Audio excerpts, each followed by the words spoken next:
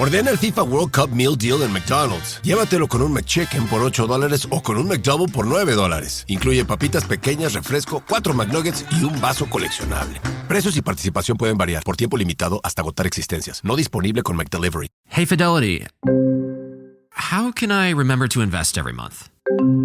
With the Fidelity app, you can choose a schedule and set up recurring investments in stocks and ETFs. Oh, that sounds easier than I thought. You got this. Yeah, I do. Now, where did I put my keys? You will find them where you left them. Investing involves risk, including risk of loss. Fidelity Brokerage Services, LLC, member NYSE, SIPC.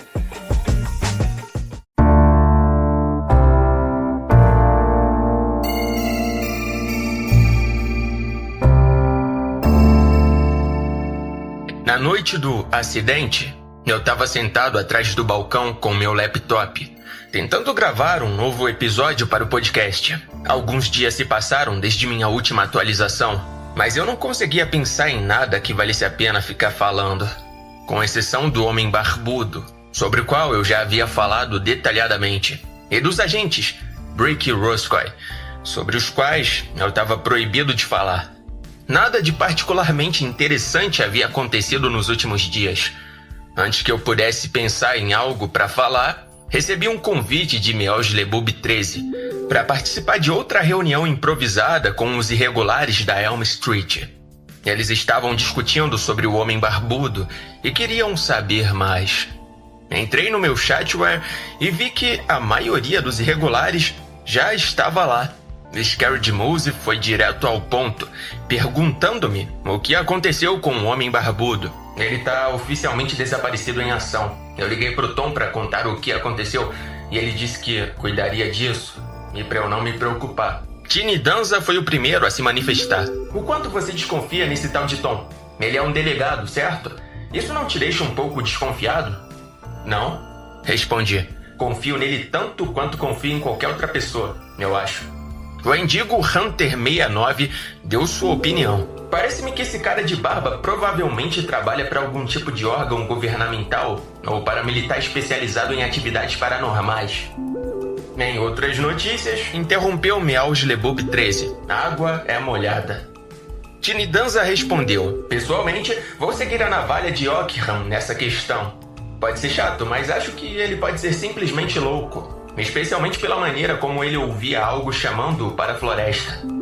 Sim, escreveu Beelzebub 13. Isso foi estranho. O que ele estava ouvindo na floresta, afinal? @ScaredMose. Você é meio que o especialista. Quer dar sua opinião sobre isso? Ninguém disse nada por alguns minutos, até que ScaredMose finalmente enviou essa resposta. O homem com barba mencionou um peixe-diabo. Em todas as minhas pesquisas, eu nunca encontrei nada com esse nome, então ele deve saber mais do que nós. Ainda assim, há inúmeras referências ao longo do tempo a uma criatura inteligente que atrai suas vítimas para longe da segurança usando alucinações. O Sihuanaba, o Kelp, a Rudra, ele personaliza seu ataque de acordo com o alvo, assumindo a forma de qualquer coisa que convença sua presa a cair direto na armadilha. Pense nisso. O Homem Barbudo ouvindo o canto da sereia do peixe-diabo. A história do seu colega de trabalho sobre algo estalando logo atrás da linha das árvores. Ambos insistiram que ouviram o chamado vindo da floresta, atraindo-os para lá. Foi então que ouviu o barulho vindo de algum lugar lá fora. Um barulho que, com pouquíssimas exceções, ninguém quer ouvir. Muito menos quando é completamente inesperado. Verifiquei a hora no meu computador e vi que já passava da meia-noite. Então rapidamente encerrei a conversa. Ei, pessoal, eu preciso ir. Acho que eu tô ouvindo um bebê chorando em algum lugar lá fora. Fechei o laptop e segui o barulho até a porta dos fundos, prendendo a respiração e ouvindo até ter certeza absoluta de que estava ouvindo o que pensava. Eu vou ser honesto e confessar que meu primeiro instinto não foi o heróico que a maioria das pessoas teria. Corri imediatamente para ver onde estava o pobre bebê ou por que ele estava chorando. Não, meu primeiro instinto foi fazer uma pergunta simples. Como diabos um bebê foi parar aqui? Caminhei até a porta dos fundos e a empurrei para abri-la, e imediatamente pude ouvir os gritos mais claramente.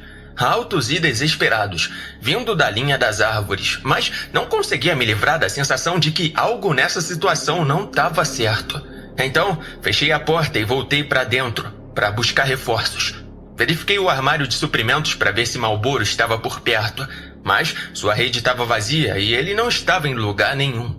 Tony só chegaria no dia seguinte e estávamos naquele período em que os clientes são, no máximo, 1 por hora. Se eu fosse investigar o possível bebê da floresta, teria que fazer isso sozinho. Eu me considero um homem adulto, mais ou menos, e não tenho dúvidas de que, se fosse necessário, eu poderia derrotar um bebê em uma luta mano a mano.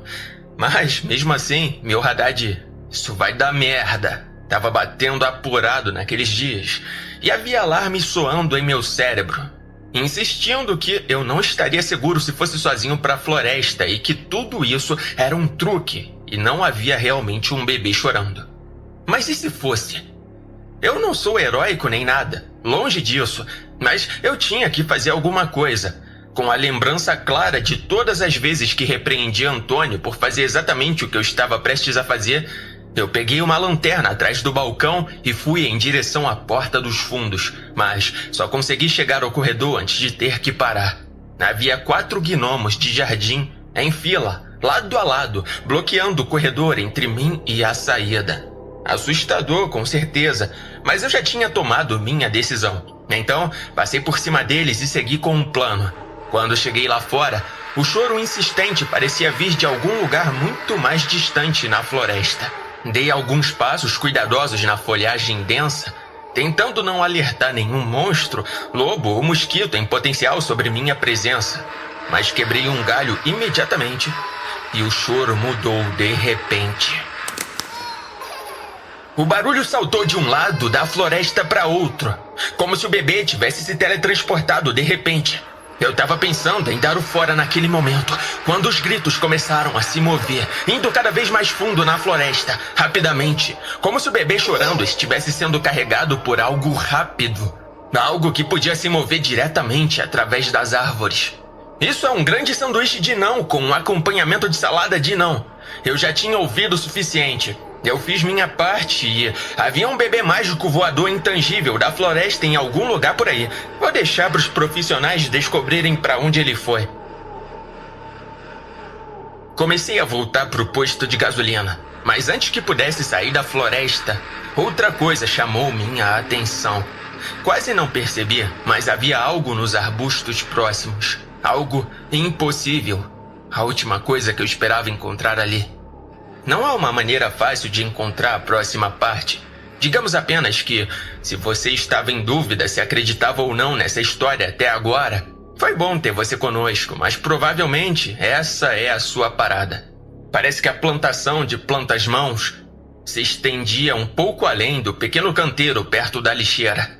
Aquelas plantas que eu observava, regava, registrava e queimava sempre que ficavam muito agressivas não estavam tão controladas quanto eu acreditava anteriormente. Porque ali, a poucos passos da floresta, havia uma planta-mão que eu não tinha visto, que nunca tinha podado, selecionado ou queimado, que foi deixada livre para crescer o máximo possível.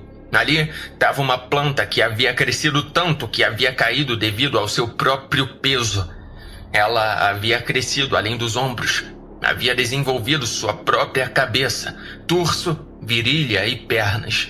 Ali estava um corpo humano totalmente desenvolvido, coberto de pequenas folhas, encolhido no chão e preso ao solo por grossas garras de raízes marrons. E, na parte mais estranha de tudo, o corpo era um que eu reconhecia. O corpo, a planta com forma de mão totalmente desenvolvida, era outro maldito Kiefer. Eu não sei o que me levou a estender a mão e tocá-lo. Talvez eu só quisesse ter certeza de que ele era real. Como se tocá-lo provasse isso de uma forma ou de outra. Quando meus dedos tocaram a pele fria de seu pescoço, seus olhos se abriram. Ele os voltou para mim e esboçou um sorriso. Ele não conseguia se mover. As raízes o mantinham firmemente preso no lugar. Mas essa planta Kiefer podia falar. E ela falou. E aí, amigo, disse ele com um sorriso. Kéfir, respondi. Parece que você se meteu em uma enrascada aqui. Que porra é essa? Ah, sim. Você quer saber um segredo? Ele parecia mais bêbado do que Cutter Brown e, quando falava, seus olhos vagavam, quase nunca apontado para uma direção ao mesmo tempo. Tenho a sensação de que você precisa ver o que... Como você chama essas coisas, hein? Você sabe o que quero dizer? Sentei-me de pernas cruzadas na grama ao lado dele. Não, literalmente eu não tenho ideia do que você quer dizer. Ei, eu não te conheço de algum lugar? Sim, eu trabalho no posto de gasolina. Ah, o posto de gasolina. Eu conheço esse lugar. Eu tenho que encontrar... Você sabe, como é o nome dele? Ele disse que eu tenho que encontrar alguém no posto de gasolina. Quem disse isso? Kéfir fez alguns cliques com a língua. Depois voltou a focar o olhar no meu rosto e disse: Sabe, você tem olhos muito bonitos. Valeu, respondi. Mas ainda não sei como você acabou se tornando um infiltrado. Essa parada aí. Eu me tornei o quê? Foi assim que a conversa aconteceu. Sentamos lá fora, indo e voltando em pequenas rajadas, enquanto a atenção do informante Kéfir se mantinha por alguns segundos de cada vez. Fiquei sentado com ele por quase 1 hora, juntando as peças.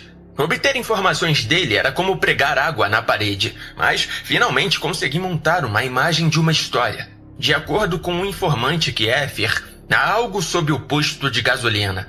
Algo grande e poderoso. Algo antigo. Algo tramando. Que havia acordado recentemente. E, durante anos, eu vivi, respirei e trabalhei em uma nuvem de peidos desse deus sombrio. Deixei-o falar o máximo que pôde, mas, por fim, ele chegou a um impasse. As palavras pararam de se formar e, em seu lugar, ele imitou sons de peidos e soprou bolhas de saliva. Entendi que nossa conversa havia terminado. Então, me levantei e me preparei para o que tinha que acontecer a seguir. Reguei as plantas com uma generosa quantidade de gasolina e ateei fogo nelas. Depois disso, certifiquei-me de terminar o trabalho. Senti-me muito mal por ter que atear fogo em uma planta Kéfir totalmente desenvolvida. Mas eu não tinha escolha. As últimas palavras que ele disse antes de ser engolido pelas chamas vão me assombrar até meu último dia. Ei, cara, isso é cruel.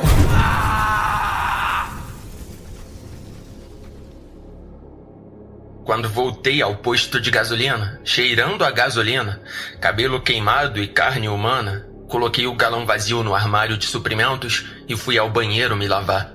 Tinha sido uma noite difícil, mas pelo menos agora tinha acabado. Sequei as mãos e voltei para a frente da loja, mas parei no meio do caminho. Alguém estava parado ao lado do balcão, esperando meu retorno. Spencer Middleton. No começo, pensei que talvez ele não soubesse o que eu tinha feito, mas quando ele me viu, sorriu, tirou o paletó, afrouxou a gravata, caminhou até a porta da frente e a trancou. Ele definitivamente sabia. E sabia que eu sabia sobre o Deus das Trevas. E sabia que eu sabia que ele sabia o que eu sabia. Isso ia ser ruim.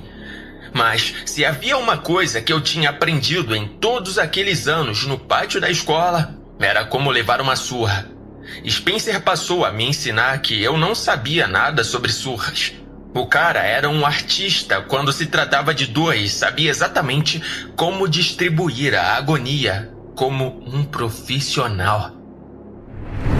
Levei um soco tão forte no rim que senti nos joelhos, uma cotovelada no externo que me fez esquecer como respirar, e mais socos no rosto do que eu conseguia contar. Se fosse possível perder a consciência, eu teria feito isso 10 vezes. Gostaria de fingir que também dei alguns bons golpes, Mas a verdade é muito mais embaraçosa. Eu dei alguns golpes patéticos em sua direção que ele conseguiu desviar facilmente. No final, não coloquei um único dedo nele, embora tenha machucado bastante os nós dos dedos dele com os ossos do meu rosto. Pelo menos, eu tenho isso. Quando a briga chegou ao ponto em que eu não aguentava mais, Spencer me arrastou pelos pés pelo posto de gasolina, pelo corredor dos fundos, passando pelos banheiros, passando pela câmara frigorífica, até aquela misteriosa porta branca trancada com a placa "Somente funcionários", que eu tinha notado pela primeira vez apenas algumas semanas antes. Ele me soltou o tempo suficiente para bater 3 vezes na porta, e ouvi um barulho vindo do outro lado, como se centenas de pessoas estivessem correndo, se movendo ao mesmo tempo, arrastando cadeiras e limpando. E então, nada. Spencer gritou para a porta: "Abra, sou eu." Houve um clique quando a fechadura se abriu. Então, Spencer riu, abriu a porta, me agarrou pelo colarinho e me arrastou para dentro de uma sala do posto de gasolina que eu nunca tinha visto antes. Parecia um escritório antigo. Havia uma mesa ao lado de uma parede com 9 monitores de computador de tela plana, dispostos em uma grade de 3x3, com imagens de segurança de toda a loja e do perímetro. Havia imagens de câmeras que eu nem sabia que existiam. 2 estavam voltadas para o meu caixa. Algumas câmeras estavam viradas e apontadas para a floresta. Uma estava focada diretamente no pedaço de terra recentemente queimado, onde antes crescia uma plantação de plantas-mão. Não conseguia ver bem as outras antes que Spencer me arrastasse para o meio da sala, onde um buraco gigante havia sido cavado no chão de concreto. Um círculo irregular com cerca de 2 metros de diâmetro, que parecia ter sido criado com uma equipe de martelos pneumáticos. "É hora de você conhecer meu chefe", disse Spencer, ao me deixar na beira do buraco. Eu não conseguia ver a profundidade, mas havia uma brisa fria e úmida soprando de dentro em jatos regulares, como se o buraco tivesse vivo e respirando. "Kiefer?", adivinhei, ao que Spencer soltou uma risada calorosa.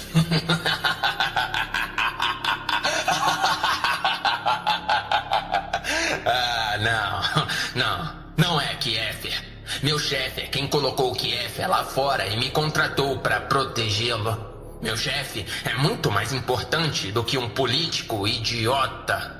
Eu meio que esperava que Spencer entrasse naquele monólogo clichê de vilão de filme, revelando todo o plano em termos simples, enquanto me dava tempo suficiente para descobrir como escapar e frustrar tudo. Mas, em vez disso, ele simplesmente me chutou com um chute espartano direto para dentro do buraco.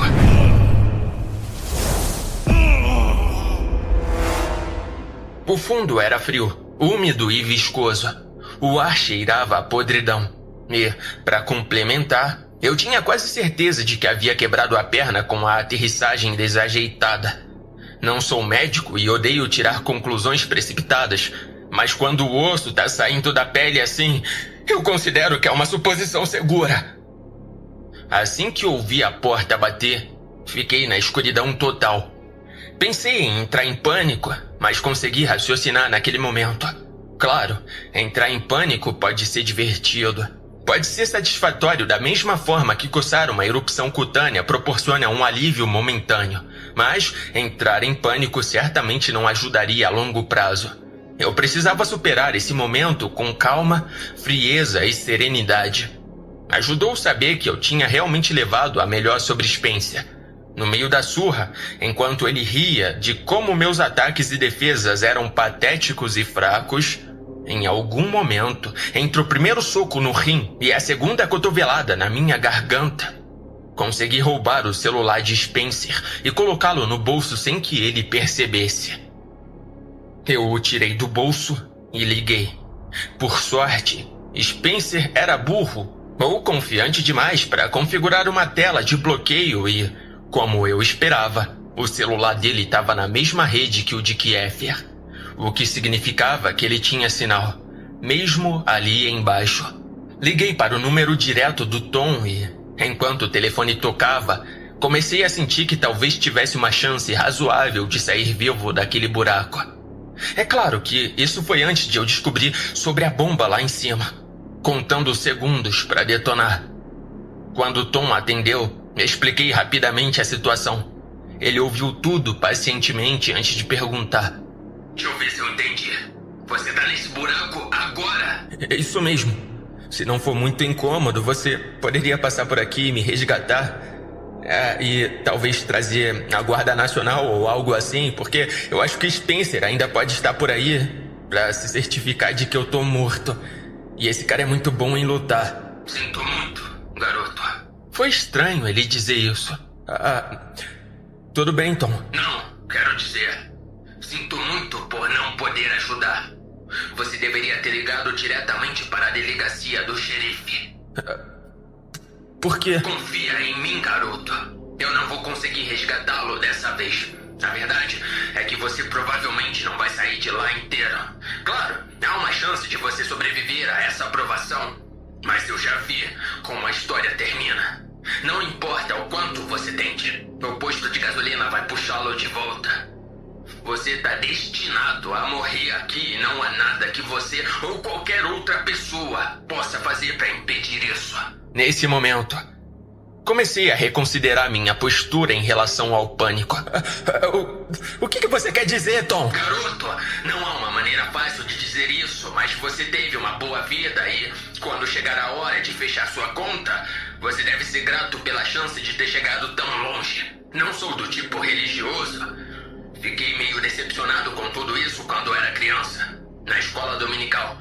Não sei se realmente existe um céu ou um inferno, ou se existe algo completamente diferente, ou se não existe nada, mas sei que todos os seres vivos do planeta são instintivamente programados para tentar evitar a morte pelo maior tempo possível, exceto alguns humanos e alguns golfinhos e baleias, eu acho. Mas sempre ouvi dizer que eles são pelo menos tão inteligentes quanto nós. De qualquer forma, o que quero dizer é que temos a capacidade de olhar para o abismo e dizer: tudo bem, eu tô pronto. E mesmo que você não esteja, pelo menos pode olhar para trás e dizer: quer saber? Eu tive uma vida boa. E no final das contas, talvez sejamos as únicas criaturas no universo capazes de perceber que ninguém vive para sempre. Ele terminou seu monólogo e eu esperei o tempo suficiente para ter certeza de que ele não diria mais nada antes de dizer: acho que eu tô bem ferrado. Receio que sim. Por que você tá me contando tudo isso? Eu não tô. Ele respondeu com naturalidade. A bateria do seu celular acabou há um tempo e você tá sentado sozinho em um buraco, falando sozinho. Afastei o telefone da cabeça e olhei para a tela preta. Ele estava certo. A bateria tinha acabado. Eu não sabia quando isso tinha acontecido, mas suspeitava que havia uma grande chance de Tom não saber que eu estava ali e não ter chamado reforços. E eu não estava prestes a ser resgatado por uma equipe de delegados do xerife com escadas de corda e metralhadoras. Mais uma vez, pensei em entrar em pânico. Estava realmente começando a parecer uma boa ideia, mas sabia que precisava deixar essa ideia em segundo plano, enquanto pensava em algo melhor e mais inteligente. Mas então, do nada, ouvi uma voz chamando o meu nome, e todos os pensamentos de fugir desapareceram da minha mente. E a única coisa que fazia sentido era levantar e caminhar na direção de onde vinha a voz. Mesmo no escuro, eu podia perceber que aquele buraco era apenas o começo, ou o fim, de um túnel. Parte de uma caverna que se estendia sob a floresta por quem sabe até onde. E eu não queria nada mais do que seguir em frente e procurar o fim dessa caverna, para ver quem estava me chamando e por quê. A voz vinha com o vento, sussurrando meu nome a cada brisa, a cada respiração. E eu sabia o que ela queria. Ela queria que eu me movesse, que levantasse meu traseiro e fosse até lá, que começasse a andar. Uma dor incrível percorreu todo o meu corpo quando tentei colocar o peso no pé direito e caí no chão. O que diabos eu tô fazendo? Eu pensei. Por que eu tô tentando me mover? Por que eu não fico aqui e penso em uma maneira de escapar? A voz chamou meu nome novamente e eu imediatamente tirei todos os pensamentos da minha cabeça. Levantar, andar, Então... Ah, merda! Eu caí no chão novamente. Minha perna ainda estava quebrada. E sempre que eu me esquecia e dava um passo em direção à voz, meu corpo rapidamente me trazia de volta à realidade, me fazendo cair de volta no chão molhado. Isso continuou por mais 1 ou 2 minutos, até que uma luz cortou a escuridão do túnel, finalmente me curando do feitiço. Caí de costas e olhei para a iluminação fluorescente brilhante que entrava pela boca do buraco. Alguém tinha aberto a porta da sala misteriosa e acendido a luz. Alguém estava lá em cima naquele momento. Olá! Chamei. Não houve resposta. Alguém pode me ouvir? Eu tô preso aqui embaixo. Eu acho que a minha perna tá quebrada e há um monte de insetos também. Acho que uma barata acabou de passar pelo meu estômago. Além disso, eu tô com vontade de fazer xixi. Então, se há alguém aí em cima, você pode me responder? Prendi a respiração e escutei, mas não houve resposta. Depois de uma pequena eternidade, ouvi alguém atravessar a pequena distância da sala, da porta até a beira do buraco. Quem quer que fosse, nunca vi o rosto dessa pessoa, mas juro que ouvi o clink, clink, clink das esporas contra o chão de concreto quando ela se aproximou da beira. Tentei mais uma vez falar com quem quer que estivesse lá em cima. Olá! Você tá me ouvindo? Eu tô perdendo muito sangue. Muito rápido. Ai, que merda. Houve um barulho quando algo caiu no chão ao meu lado. Virei a cabeça para ver o que era e imediatamente o peguei e o segurei contra o peito.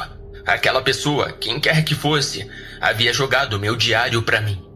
Ela se afastou com um clink, clink, clink, até que... Ei! Gritei. Ela parou. Você tem uma caneta? Clink, clink, clink. Ela voltou para o buraco e parou. Então, vi uma caneta cair no buraco. Eu a peguei antes mesmo que ela atingisse o chão e gritei rapidamente. Valeu! Enquanto ela se afastava novamente.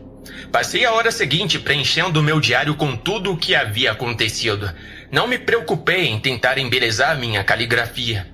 Eu estava em uma corrida para escrever tudo antes que a perda de sangue fizesse que o meu cérebro defeituoso ainda não tinha conseguido fazer.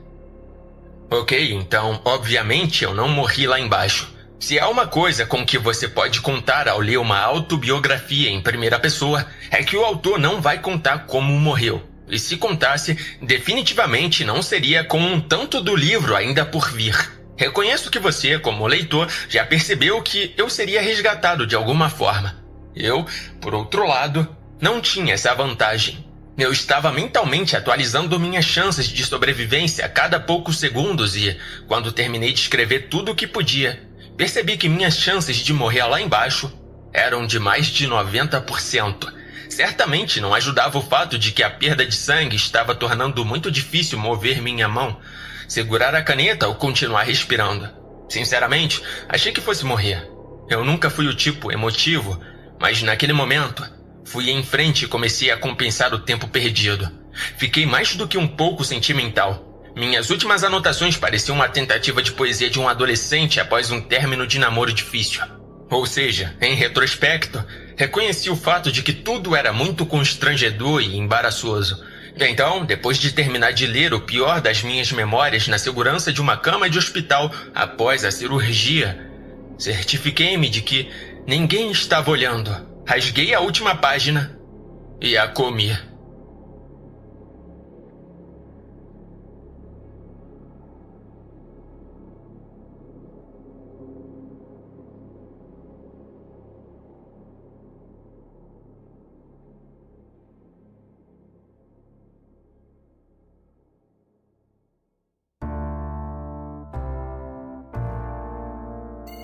Olá, queridos ouvintes, aqui é o Jack e eu tô passando pra relembrar, mais uma vez, que esse episódio aqui que você tá ouvindo, se você estiver ouvindo, não é um apoiador, tá ouvindo no podcast geral, o aberto público, ele já foi postado muito tempo antes para os apoiadores, que inclusive, se você se tornar um apoiador ou um membro no YouTube, você vai ter acesso a histórias exclusivas e ou antecipadas. Nesse caso aqui, o posto de gasolina, esses episódios estão sendo antecipados muito tempo antes. Então, se você está ouvindo esse episódio aqui, cara, pode ter certeza que tem provavelmente mais de um mês que esse episódio já foi ouvido por um apoiador. E se você quiser se tornar um apoiador, o link tá aí na descrição. A gente também liberou aqui as mensagens em áudio dos ouvintes via LivePix. Então, é só clicar no LivePix aí que tem aí embaixo e fazer uma doação num valor simbólico de no mínimo R$2. Se eu não me engano, é no mínimo R$2. E você consegue mandar um áudio para aparecer aqui a tua mensagem em áudio para o podcast. E falando em apoiar, eu queria falar sobre o apoiador Moisés Ribeiro. Cara, ele é compositor, toca vários instrumentos e ele fez uma música dark aqui pra gente que inclusive tocou aqui no episódio de hoje, lá na parte onde o Kiefer começa a falar com o Jack. E eu vou estar colocando aqui, quando eu terminar os avisos, vou botar ela pra tocar mais uma vez, sozinha. Cara, eu gostei pra caraca, inclusive, mais uma vez, muito obrigado, Moisés Ribeiro. Adorei a música, adorei o presente aí, cara. Brigadão de verdade. E é isso, acho que eu não tenho muito mais o que falar. Se quiser se tornar um apoiador, tem aí na descrição. Redes sociais também. Quiser acompanhar o Dark Jack lá no Instagram ou YouTube, porque aí você consegue ter acesso a algumas informações na comunidade ou nos stories, né? No caso, aqui no Spotify eu não consigo avisar nada. Mas é isso, muito obrigado e até a próxima.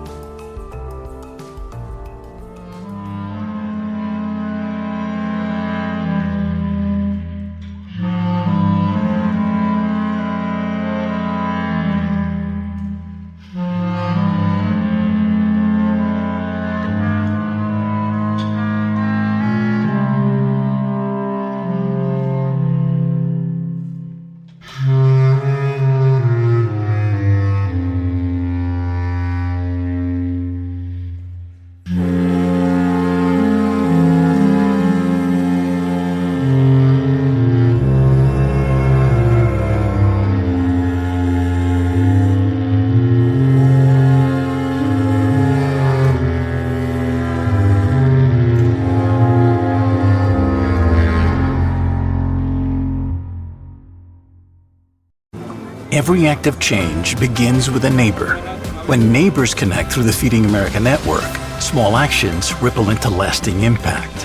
Feeding America, led by neighbors. Give now to end hunger at feedingamerica.org. I'm Serena Williams, and I'm healthier on Ro. I've lost 34 pounds in a year with GLP-1s, diet, and exercise. On Ro, you can access GLP-1 options, including the first FDA-approved GLP-1 pill for weight loss. Go to ro.co/journey to see if you qualify. 14 to 20% average weight loss in 1 year in non-diabetics with obesity or overweight with a weight-related medical condition versus 2.2% to 3.1% in placebo arm. RX only. To stay informed about serious side effects, go to ro.co/safety.